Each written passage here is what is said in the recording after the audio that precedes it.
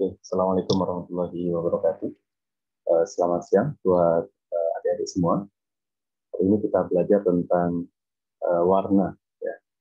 Jadi sebelum kita masuk ke hal yang lebih teknis terkait dengan bagaimana membuat informasi geospasial tematik, itu ada beberapa hal yang harus kita tahu gitu ya. Supaya nanti ketika kita membuat informasinya, kita bisa membuatnya standar dengan standar yang memang sudah ada, gitu ya, supaya maksud kita ketika kita membuat itu bisa tersampaikan kepada pengguna, yakni pengguna peta kita atau data informasi geospasial kita. Baik, di dalam kartografi, kalau kemarin kita berbicara tentang kartografi dan jenis-jenis peta dari berbagai pengelompokannya, itu kita perlu belajar tentang satu hal. Jadi ketika kita berbicara tentang peta, itu kita akan memerlukan simbol atau tanda-tanda tertentu gitu, baik itu warna atau simbol gitu, untuk bisa berkomunikasi antara pembuat, dalam hal ini adalah kita, dengan pihak lain yang memanfaatkan data kita. Nah, salah satu alat untuk komunikasi itu adalah namanya warna. Jadi warnanya harus seperti apa supaya orang ketika melihat warna itu dia langsung paham gitu. Misalkan kalau kita punya misalkan data peta ketinggian gitu. Kalau peta ketinggian itu hanya diwakili misalkan oleh warna-warna. Maka warna biru pasti adalah dataran rendah. Kemudian orange itu misalkan lebih tinggi daripada dari biru. Kemudian merah itu adalah lebih tinggi daripada warna orange. Atau misalkan ada satu lagi yang warna paling tinggi, itu misalkan dia menggunakan warna putih, itu adalah warna yang menunjukkan elevasi atau ketinggian tertinggi dari sebuah set data elevasi gitu. Nah, dalam pembuatan peta, warna ini merupakan atribut yang sangat berguna untuk menggambarkan fitur pada peta. Jadi penggunaan warna yang khas dapat memudahkan pembaca atau pengguna dalam memahami informasi pada peta dengan cepat dan tepat. Jadi fungsinya itu adalah supaya pengguna atau pembaca informasi kita itu bisa mendapatkan informasi, dia bisa ngerti secara cepat. Jadi melihat itu langsung, oh ini lebih tinggi, ini lebih rendah, ini adalah sungai, ini laut, ini darat, dan sebagainya. Dan juga tepat. Jadi dia perlu untuk memahami itu secara tepat. Gitu. Misalkan kalau kita ngasih warna gitu, kita punya waduk atau danau, tapi misalkan warnanya itu kuning gitu, itu orang akan lama untuk tahu bahwa itu waduk atau danau, atau bisa jadi dia nanti akan menyimpulkan hal yang berbeda, sehingga informasi yang seharusnya sampai ke dia sesuai dengan apa yang dimau atau diinginkan oleh pembuat peta itu tidak sampai ke pengguna. Nah, kemudian yang ketiga yang tadi yang saya sampaikan bersama dengan simbol. Jadi warna dan simbol itu menjadi alat komunikasi antara pembuat dan pemakai peta. Jadi kita perlu alat komunikasi ini, dan sebagai bahasa komunikasi maka ada aturan-aturan yang mengikat supaya ketika kita mewarnai atau membuat simbol tertentu di peta, itu dia langsung bisa ditangkap secara cepat dan juga tepat oleh pengguna.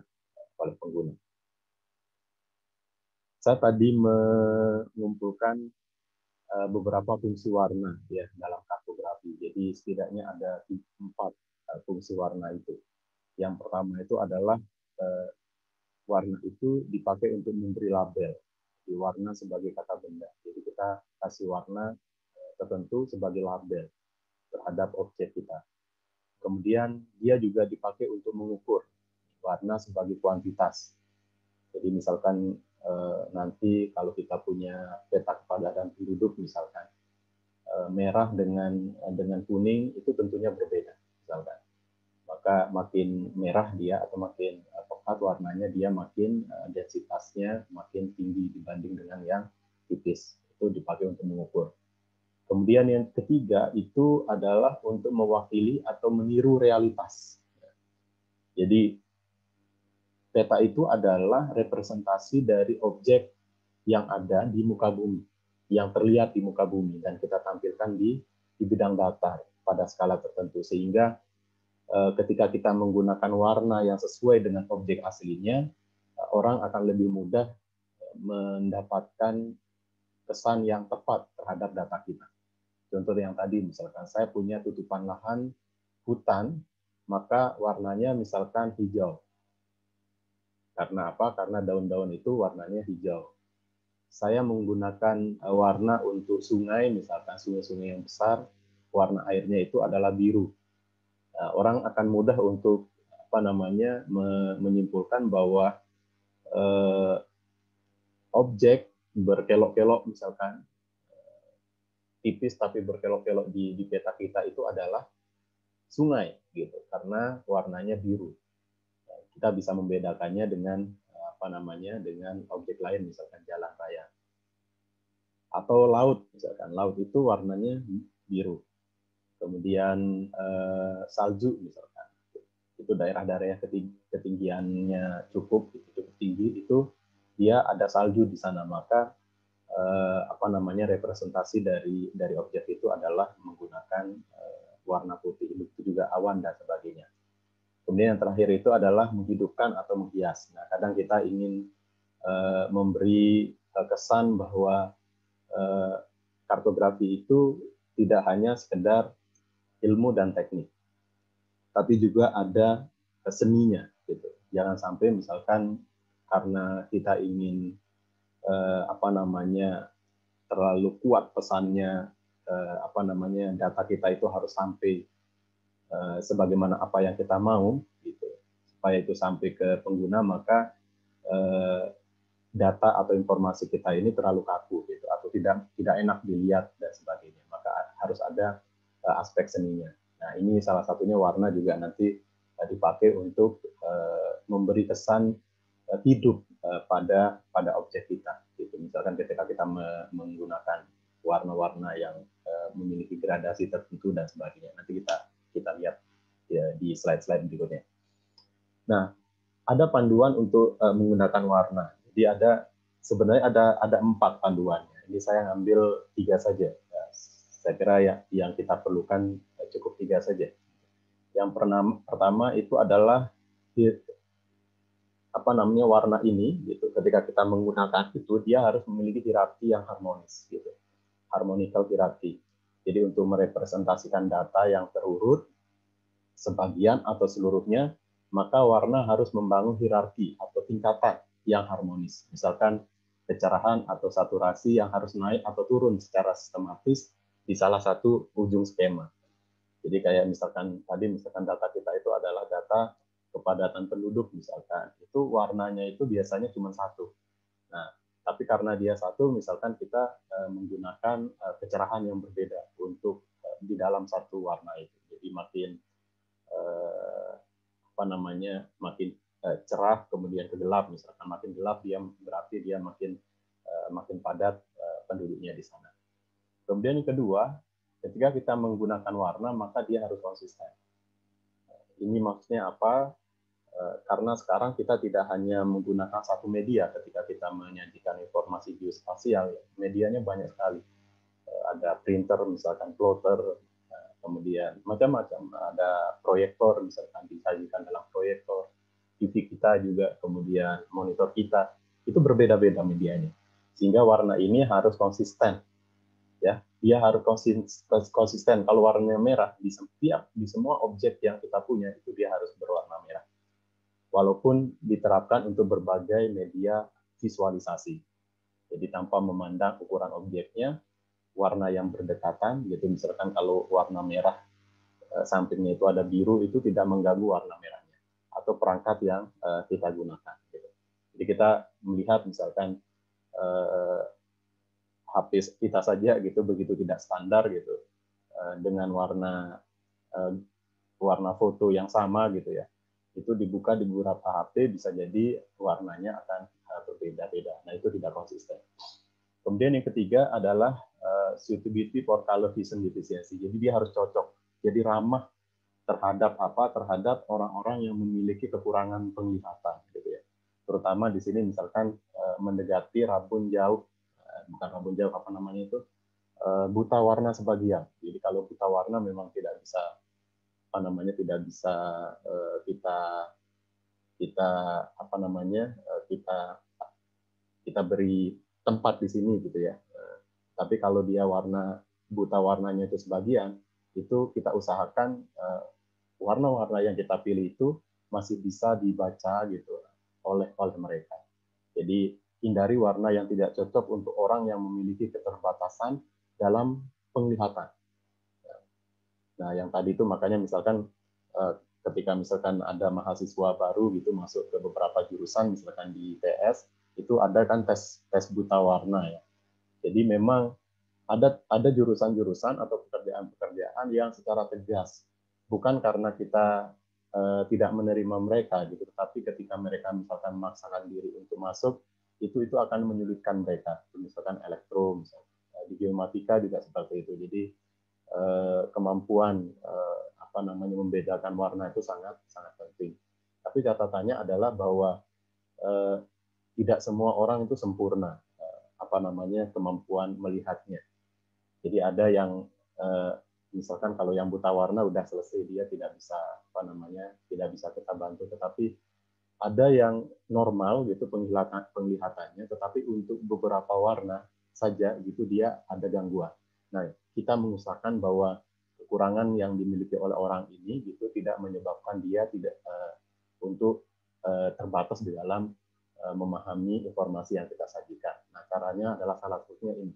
Jadi kita harus menghindari warna yang tidak cocok untuk orang yang memiliki keterbatasan. Terutama misalkan di sini, saya kurang tahu di sini ada informasi bahwa kalau ada warna kombinasi dari warna merah dan hijau, itu beberapa orang itu tidak bisa membedakan. Dia interpretasinya berbeda. Ini mungkin kalau kita punya teman yang terutama yang buta warna sebagian, itu mungkin kita bisa tanya ya apa namanya persepsi mereka terhadap warna yang dicampur dari dua warna ini. Nah, selanjutnya adalah ada yang namanya color space, jadi atau ruang warna. Ini saya kira di beberapa jurusan itu kita sudah tahu, dan kalau sekarang misalkan saya rasakan sendiri gitu ya, hampir semua mahasiswa ITS itu bisa desain gitu ya. Jadi sebelumnya misalkan kalau dulu zaman saya gitu yang bisa Photoshop gitu sedikit sekali. Nah, akhir-akhir ini gitu mungkin 5 tahun terakhir itu kemampuan itu adalah kemampuan yang sepertinya standar. Hampir semua mahasiswa memiliki kemampuan itu. Nah, sehingga dia ketika memahami color space ini juga sangat gampang saya kira. Jadi tujuannya adanya color space ini adalah supaya kita bisa mendeskripsikan warna apapun gitu secara tepat dengan serangkaian parameter independen.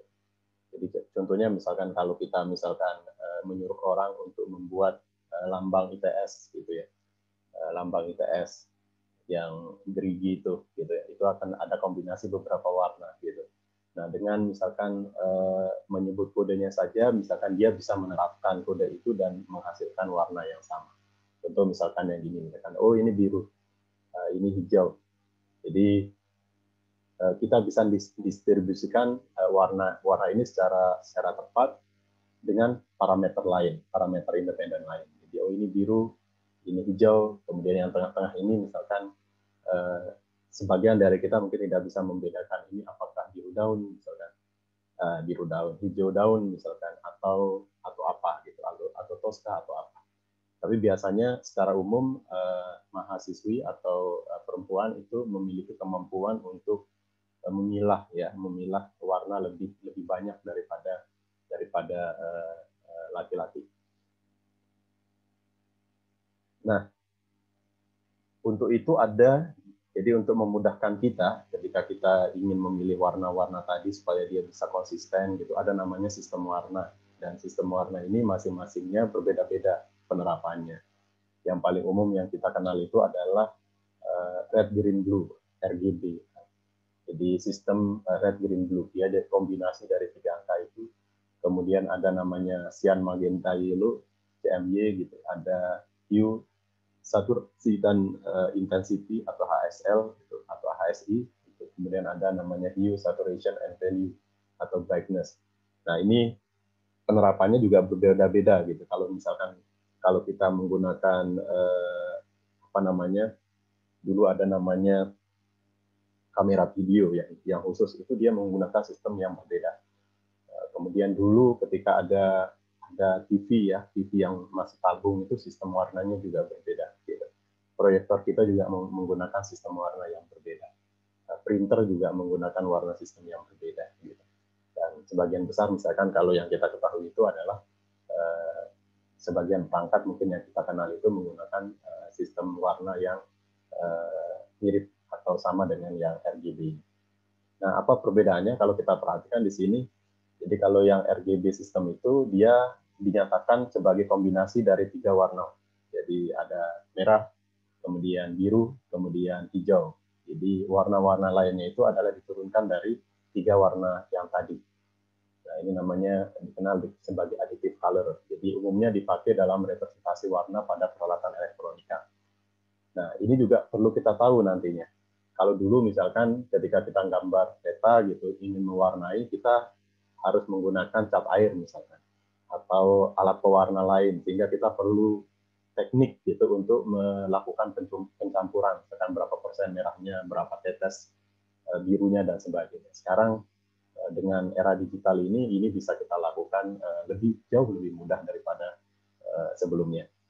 Kemudian yang CMYK kita perhatikan di sini berbeda dengan yang tadi. Kalau yang tadi dia menggunakan RGB sebagai basis utama dari pembuatan warnanya, kalau CMYK dia menggunakan CMY. Nah, setiap warna dinyatakan sebagai kombinasi dari 3 warna. Setiap warna tidak meloloskan satu warna primer. Kemudian dia dikenal pula sebagai subtractive color. Kemudian umumnya dipakai dalam representasi warna pada apa? Pada dokumen cetak. Jadi ketika kita mencetak dokumen kita gitu ya, print dan sebagainya, dia menggunakan CMYK. Printer kita warnanya juga seperti ini. Jadi kalau kita mau isi tinta printer, tidak mungkin kita isi merah, kemudian isi hijau, isi biru. Yang ada itu tintanya warnanya kuning, kemudian cyan, sama magenta. Kemudian komponen hitam digunakan untuk menghasilkan warna yang benar-benar hitam. Itu tambahannya untuk yang hitamnya. Kemudian ada namanya HSI, system. Jadi setiap warna dinyatakan sebagai kombinasi dari 3 komponen, hue, saturation, and intensity.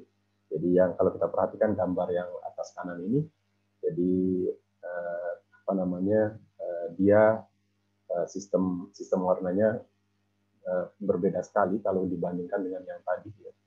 Jadi kayak lightness, kalau dia makin terang dia seperti ini, saturasinya seperti ini, kemudian hue-nya seperti ini. Nah, kadang-kadang juga disebut sebagai hue, saturation, and lightness karena dia terkait dengan apa namanya, intensitas cahaya gitu, pencahayaan. Lightness pada warna murni sama dengan lightness pada warna abu-abu. Oke, kemudian HSP. Ya, setiap warna dinyatakan sebagai kombinasi dari 3 komponen, hue, saturation, and value.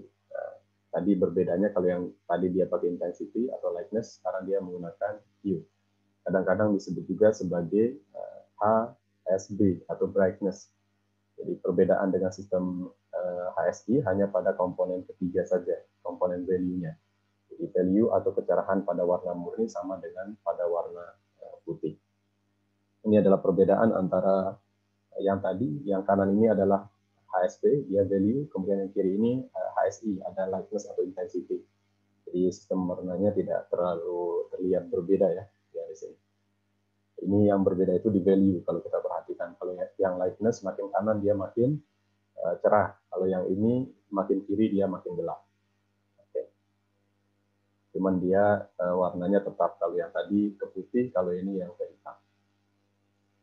Nah, bagaimana warna berubah? Ini juga mulai menarik. Jadi nanti kita perlu belajar ketika kita menggunakan ada istilahnya simbologi. Jadi kita memberi warna kepada data-data kita di peta kita. Jadi pemilihan simbologi ini, pemilihan warna ini sangat penting, gitu ya. Jangan sampai misalkan hanya gara-gara kita salah ngasih warna gitu, orang nggak mau ngelihat data kita atau udah tidak mau membahas hasil kita. Gitu.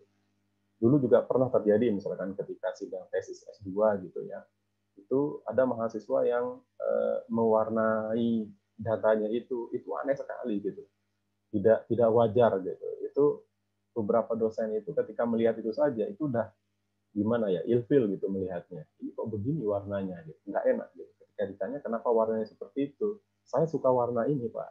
Nah di sini kita nggak boleh hanya karena kita suka gitu, ada standarnya.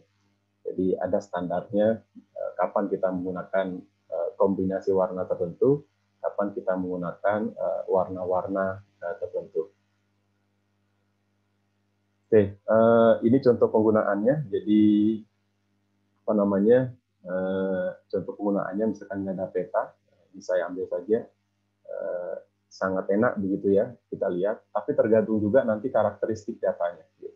Masing-masing data yang berbeda karakteristiknya tentunya nanti warna-warna yang akan kita pakai itu tentunya berbeda gitu ya. Sehingga kita harus paham karakteristik data yang akan kita sajikan, kemudian kita harus mencari tahu teknik penyajian warna yang sesuai. Jadi mencari teknik penyajian warna yang sesuai berarti harus didasari oleh pemahaman tentang ruang warna yang akan kita gunakan. Gitu. Baik, saya kira itu saja yang bisa saya sampaikan. Kita bisa lanjutkan dengan diskusi.